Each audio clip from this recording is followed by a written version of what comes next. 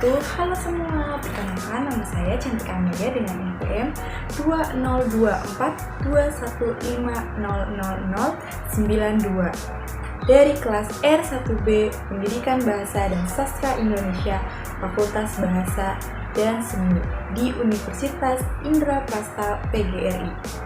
Pada kesempatan kali ini saya akan membahas mata kuliah agama, yaitu yang pertama ada materi hak asasi manusia dalam Islam. Kemudian yang kedua ada konsep demokrasi dan kepemimpinan dalam Islam. Serta yang ketiga ada konsep masyarakat madani dalam Islam. Berikut akan saya jelaskan secara rinci dari ketiga materi tersebut dalam video ini. Pada materi pertama, saya akan menjelaskan hak asasi manusia dalam Islam.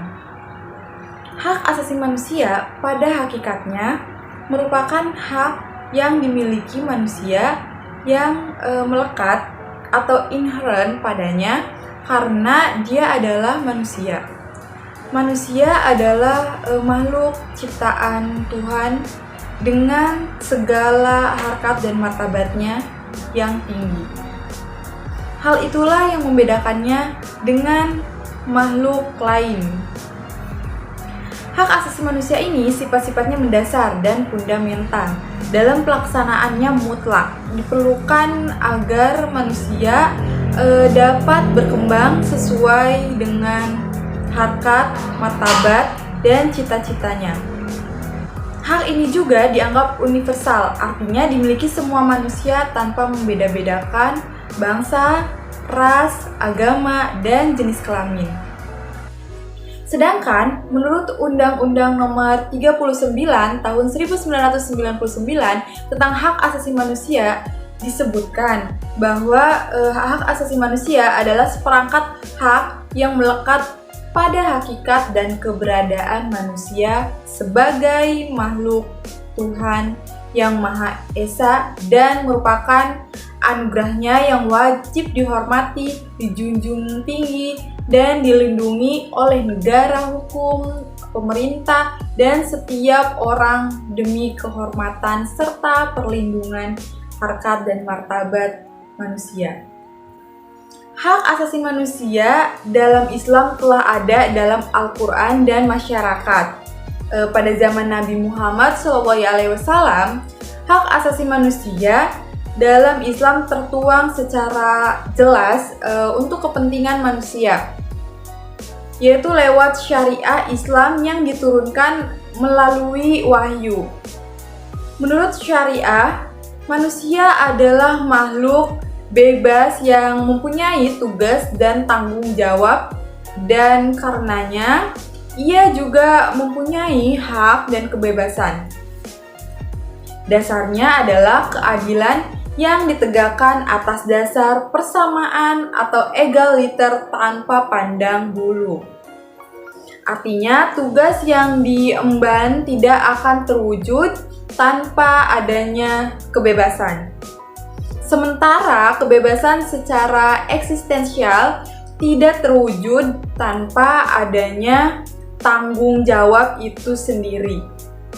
Sistem hak asasi manusia Islam mengandung prinsip-prinsip dasar tentang persamaan, kebebasan, dan penghormatan, yaitu terhadap sesama manusia. Yang pertama ada persamaan, artinya Islam memandang semua manusia sama dan mempunyai kedudukan yang sama. Satu-satunya keunggulan yang dinikmati seorang manusia atas manusia lainnya hanya ditentukan oleh tingkat ketakwaannya.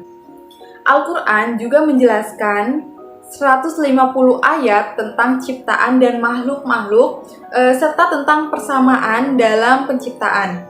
Hal ini sesuai dengan firman Allah dalam surat Al-Hujurat ayat 13 yang mempunyai arti, "Hai manusia, sesungguhnya kami ciptakan kamu dari laki-laki dan perempuan, dan kami jadikan kamu berbangsa-bangsa dan bersuku-suku agar kamu saling mengenal.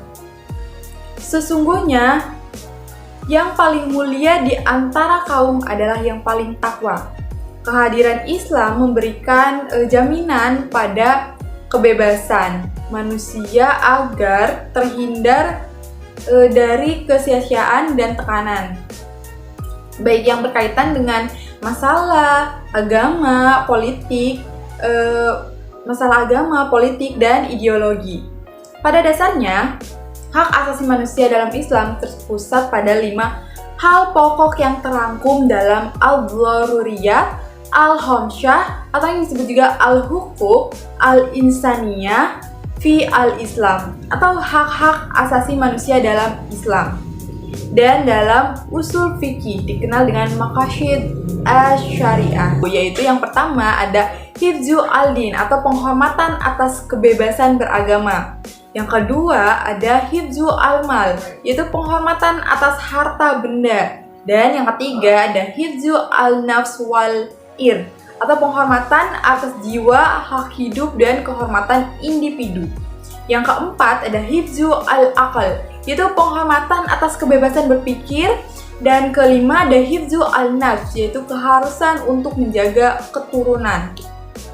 Kelima pokok yang telah disebutkan harus dijaga oleh setiap umat Islam supaya menghasilkan tatanan kehidupan yang lebih manusiawi. Berdasarkan atas penghormatan individu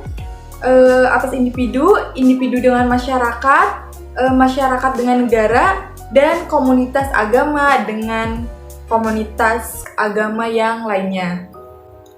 Dalam sejarah konstitusi Islam ada 2 deklarasi. Yang pertama memuat hak-hak asasi manusia yang dikenal dengan Piagam Madinah dan Deklarasi. Yang pertama ada Piagam Madinah, yaitu konsepsi dasar yang tertuang dalam piagam yang lahir di masa Nabi Muhammad SAW adalah adanya pernyataan atau kesepakatan masyarakat Madinah untuk melindungi dan menjamin hak-hak sesama warga masyarakat tanpa melihat latar belakang suku dan agama. Piagam Madinah atau Mitsyaqul Madiyana yang dideklarasikan oleh Rasulullah pada tahun 622 Masehi merupakan kesepakatan tentang aturan yang berlaku bagi masyarakat Madinah yang dipimpin oleh Nabi.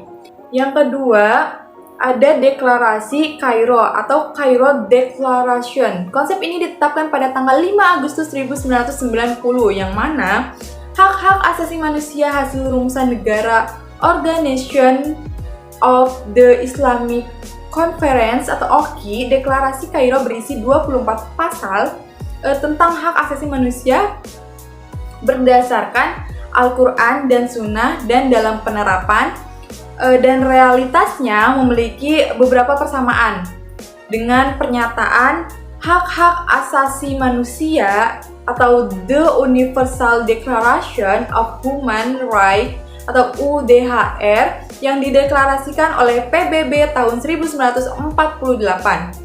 Hak asasi manusia dalam Islam mempunyai ciri-ciri, yaitu yang pertama bersumber pada ajaran Al-Quran dan As-Sunnah. Yang kedua, penegakan HAM tidak boleh bertentangan dengan ajaran syariat Islam secara komprehensif. Dan yang ketiga, keseimbangan antara hak dan kewajiban. Yang keempat, kepentingan sosial atau kebersamaan diperhatikan. Yang kelima, manusia dilihat sebagai makhluk yang dititipi hak-hak dasar oleh Tuhan, dan oleh karena itu mereka wajib mensyukuri dan memelihara hak asasi manusia. HAM di Indonesia mengikuti iklim politik yang berjalan. Politik di Indonesia bukanlah politik Islam. Namun demikian, dalam banyak hal nilai-nilai Islam masuk ke dalam semangat perundang-undangan dan peraturan negara terkait dengan toleransi, kerukunan beragama, dan penolakan terhadap terorisme. Umat Islam Indonesia sebagaimana diwakili oleh ormas-ormas Islam seperti Muhammadiyah, NU, Persis, Al-Irsyad, dan lain-lain. memiliki sikap yang jelas, mendukung toleransi, mengembangkan kebajikan sosial dan aktif dalam program pemberdayaan perempuan dan pengentasan kemiskinan melalui unit-unit organisasi di bawahnya. Karena itu, melihat umat Islam Indonesia harus dipisahkan dari kebijakan-kebijakan pemerintahan. Jika ada pelanggaran HAM yang dilakukan oleh negara, maka tidak otomatis oleh umat Islam. Jika ada kekerasan dilakukan oleh oknum umat Islam, tidak otomatis oleh Islam. Perpisahan ini perlu agar segala hal yang tidak sesuai dengan ajaran Islam dianggap sebagai ajaran Islam itu sendiri. Sikap umat Islam Indonesia terhadap prinsip-prinsip HAM sudah final dan konklusif. Perbedaannya terletak pada aspek rincian dan metode implementasi. Karena itu, kerjasama dan dialog tentang bagaimana menegakkan HAM terus dilakukan dengan mempertimbangkan aspek-aspek spesifik dari masing-masing konsep ajaran agama. Dalam konteks keindonesiaan, hak asasi manusia menemukan relevansinya apabila dibangun berdasarkan orientasi maqasid asy-syariah atau tujuan-tujuan dasar syariah, yakni mewujudkan dan menjaga kebaikan serta kemakmuran masyarakat, kepentingan masyarakat, kemudian dikenal dengan sebutan masalah amma. Maka HAM dalam perspektif Islam diposisikan sebagai salah satu sistem yang diharapkan mampu membawa manusia untuk berhidup lebih baik, tentu dengan memenuhi kewajiban kemanusiaan dan kebutuhan serta menghargai hak-hak orang lain.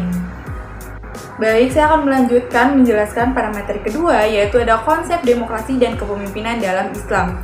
Konsep demokrasi dan kepemimpinan dalam Islam memiliki landasan yang berbeda dari demokrasi sekuler, tetapi beberapa prinsipnya dapat saling berkaitan. Berikut ini saya akan menjelaskan lebih rinci mengenai kedua konsep tersebut, yaitu konsep demokrasi dan konsep kepemimpinan dalam Islam. Yang pertama ada konsep demokrasi dalam Islam. Demokrasi dalam Islam tidak berarti suatu sistem pemerintahan yang sepenuhnya sama dengan demokrasi Barat. Namun ada prinsip-prinsip dasar dalam Islam yang mendukung partisipasi rakyat dan musyawarah. Kemudian ada aspek penting dalam demokrasi dalam Islam. Yang pertama ada musyawarah. Dalam Islam, prinsip musyawarah atau konsultasi atau syura sangat ditekankan sebagaimana tercantum dalam Al-Quran surah Asy-Syura ayat 38 yang artinya dan mereka yang menerima, yaitu menerima keputusan dengan musyawarah di antara mereka. Ini mengajarkan pentingnya diskusi dan kesepakatan bersama, yaitu dalam pengambilan keputusan. Musyawarah sendiri adalah bentuk partisipasi yang sangat diutamakan dalam Islam, yang sejalan dengan prinsip demokrasi. Kemudian ada keadilan dan kebebasan, yaitu keadilan adalah prinsip utama dalam bernegara dan bermasyarakat. Rakyat memiliki hak untuk menuntut keadilan dan pemimpin yang adil, serta hak untuk memberikan saran dan kritik terhadap penguasa. Kemudian ada pemimpin yang dipilih. Meskipun tidak ada sistem pemilihan umum dalam konteks Islam seperti yang dikenal di negara-negara Barat, tetapi prinsip memilih pemimpin melalui konsensus atau pemilihan yang adil tetap ada pada masa Nabi Muhammad, yaitu pemimpin dipilih melalui musyawarah dan kesepakatan para sahabat. Kemudian ada tanggung jawab dan akuntabilitas, yaitu pemimpin dalam Islam harus bertanggung jawab atas keputusan dan tindakannya, yaitu serta harus menjaga kesejahteraan umat dan berlandaskan pada prinsip-prinsip Islam. Yang kedua ada konsep kepemimpinan dalam Islam. Nah, kepemimpinan dalam Islam lebih mengedepankan prinsip amanah atau kepercayaan, keadilan, dan kepedulian terhadap umat.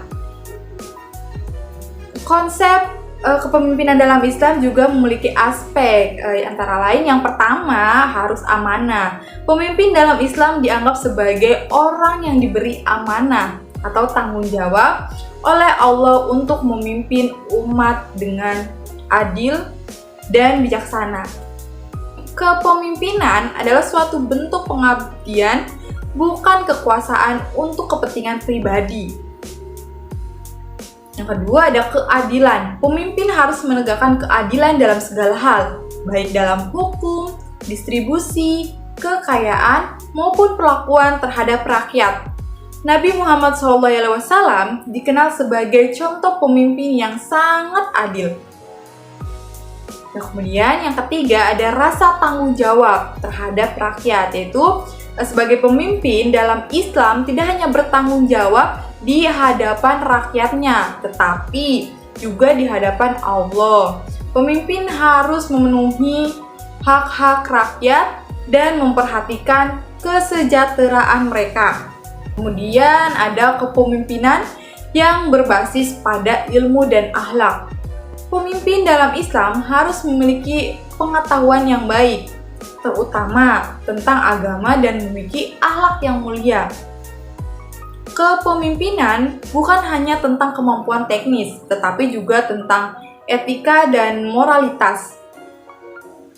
Nah, dalam kepemimpinan juga ada syura dan partisipasi rakyat, yaitu kepemimpinan dalam Islam mengutamakan musyawarah, dan seorang pemimpin harus mendengarkan aspirasi dan masukan dari rakyatnya. Hal inilah sejalan dengan prinsip demokrasi dalam Islam yang mengutamakan partisipasi aktif rakyat dalam pengambilan keputusan. Baik, selanjutnya saya akan menjelaskan materi ketiga, yaitu ada konsep masyarakat madani dalam Islam. Konsep masyarakat madani atau al-mujtama al-madani dalam bahasa Arab dan civil society dalam bahasa Inggris, yaitu perlu diadaptasi dan disosialisasikan di Indonesia. Masyarakat sipil dan masyarakat kewargaan juga merupakan istilah terkait. Mengingat konsep ini berasal dari luar dan masih baru, yaitu diperlukan terobosan dan paradigma baru untuk menghadapi perubahan budaya dan pola hidup masyarakat Indonesia. Yang pertama, saya akan menjelaskan pengertian masyarakat madani. Apa sih masyarakat madani? Yaitu masyarakat madani atau masyarakat sipil dalam Islam merujuk pada masyarakat yang terorganisasi dengan baik, yaitu berkeadilan dan beradab, di mana nilai-nilai moral dan spiritual Islam menjadi dasar kehidupan sosial dan politiknya. Konsep ini berfokus pada pentingnya kesejahteraan bersama, keadilan sosial, serta penghormatan terhadap hak dan martabat individu.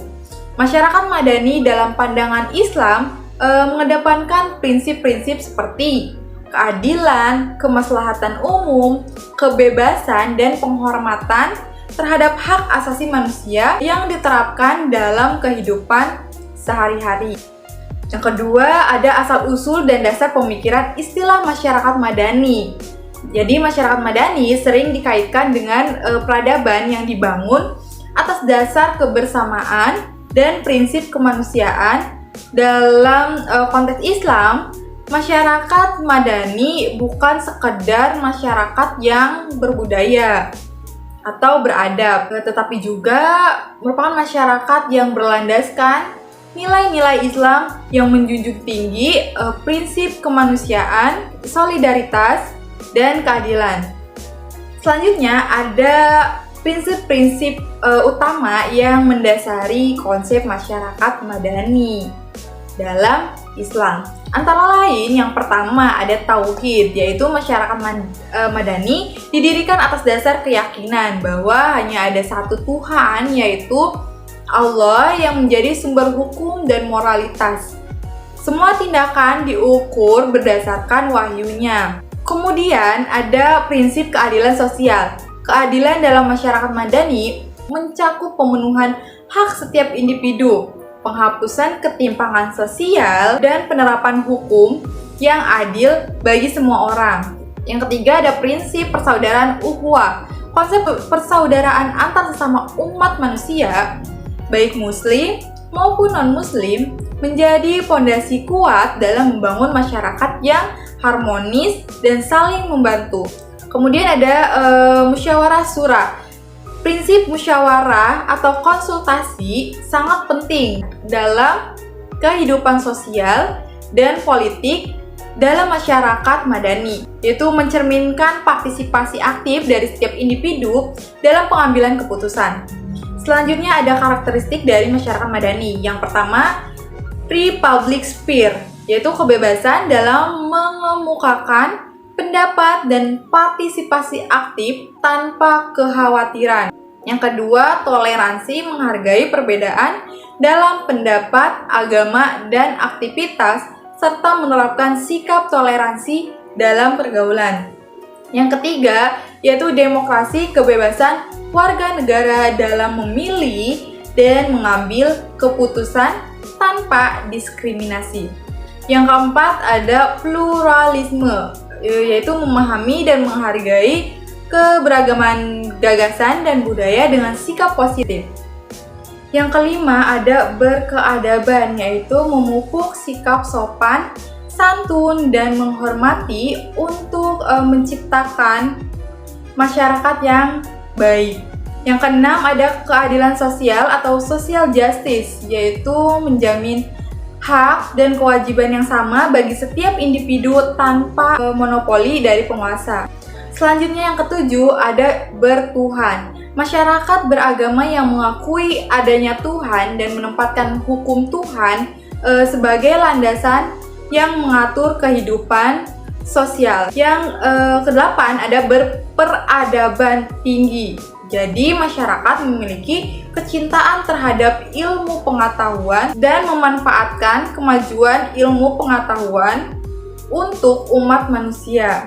Yang terakhir ada umat Islam memiliki peran yang sangat penting dalam mewujudkan masyarakat madani, yaitu masyarakat yang adil, makmur, berperadaban tinggi, dan berlandaskan pada nilai-nilai moral dan etika Islam. Peran tersebut dapat diwujudkan melalui beberapa aspek.